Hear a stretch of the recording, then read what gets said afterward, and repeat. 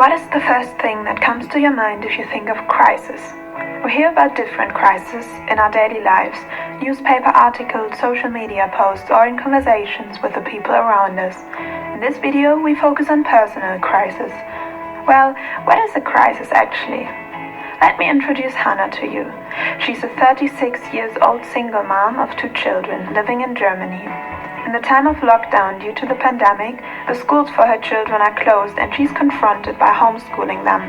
She works for an insurance company and is in home office for some months already.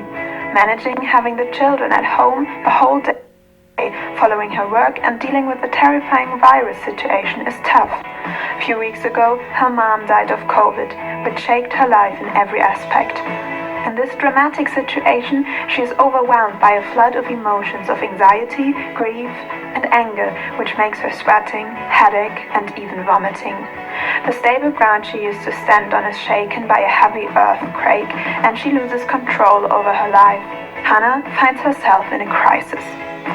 As seen in Hannah's situation, a crisis is characterized by the precipitation of a specific event.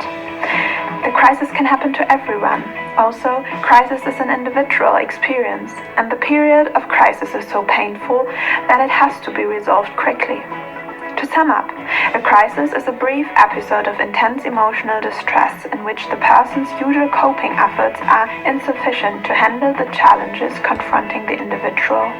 The word crisis originally comes from the Greek word krisis, which means decision or turning point.